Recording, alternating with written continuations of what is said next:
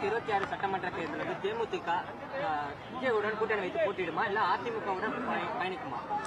விஜயுடன் நாங்க கூட்டணி அமைப்போமான்றது நீ விஜய்கிட்ட கேட்கணும். நாங்க 20 வருஷ கட்சி. இந்த கேள்வி எங்க கிட்ட நீங்க கேட்க கூடாது, புரியுதுங்களா? அதனால இந்த கேள்வி எல்லாம் நீங்க விஜய் கிட்ட கேளுங்க. ஏற்கனவே நாங்க எந்த கூட்டணியில இருக்கிறோம் என்பதை ஒவ்வொரு பத்திரிகையாளர் சந்திப்பிலும் நான் சொல்லிட்டு தான் இருக்கேன்.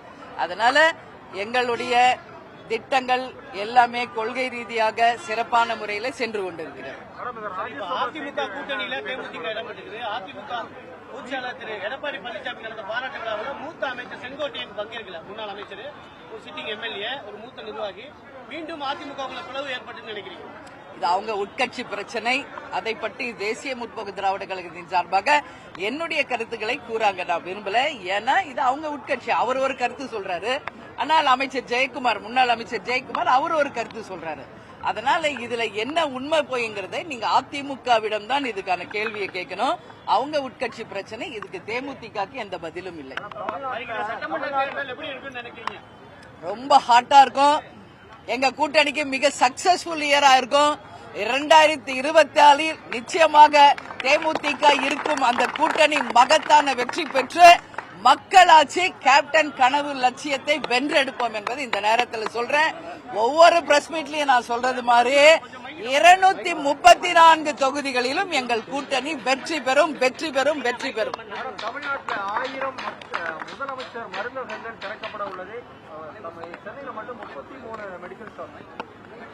வரவேற்கத்தக்க ஒரு விஷயம். இது ஏற்கனவே சென்ட்ரல் கவர்மெண்ட்டும் இந்த மாதிரி ஒரு ஸ்கீம் வச்சிருக்காங்க. ஏற்கனவே அம்மையார் ஜெயலலிதா இருந்தவர் போதும் இந்த ஸ்கீம் இருந்ததுங்க. அதனால அதை பின்பற்றி இன்னைக்கு இவங்க அறிவிக்கிறாங்க. But it's very late.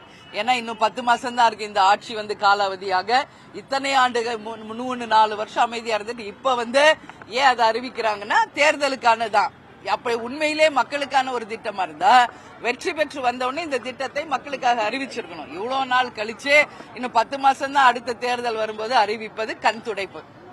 MGR, Jayalalithaa, Vijayakanth மாதிரி அரசியல விஜய் எடுபடுவார் நினைக்கிறீங்க? அது நான் என்ன ஜோசியமா சொல்ல முடியும்?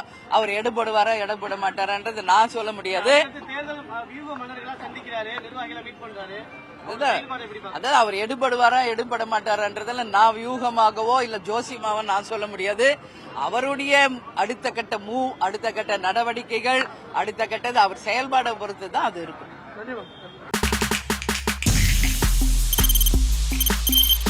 தவிர்க்க முடியாத தம்ப்நெயில்ஸ், கலக்கலான கண்டென்ட்ஸ், சினிமாவும் சீரியஸ் பிரச்சனைகளும், சும்மாவே ராம் சரண் தளபதி விஜய் எப்படா பெரிய கலகலப்பும் கைகலப்பும். Me too love you. Thank you. அவருக்கு அந்த மாஸ் ஏத்துறது ஏற்ற தெரிக்குதுனாலே டன் தான். பிரேக்கே இல்லாமல் பிரேக்கிங் நியூஸ் சொல்லும் தந்தி டிவி ஆப். இன்ஸ்டா தலைமுறை வரை இறங்கி அடிக்கும் தந்தி டிவியின் டிஜிட்டல் எக்ஸ்க்ளூசிவ். பாடி காமிச்சிங்க. அது அதை விட மோசம். இல்ல பாடி காமிச்சிங்கன்னா அது இன்னும் வெரி பேட். தந்தி டிவி ஆப்பை இலவசமா டவுன்லோட் செய்யுங்க. ஃபாலோ பண்ணுங்க, சப்ஸ்கிரைப் பண்ணுங்க, என்ஜாய் பண்ணுங்க.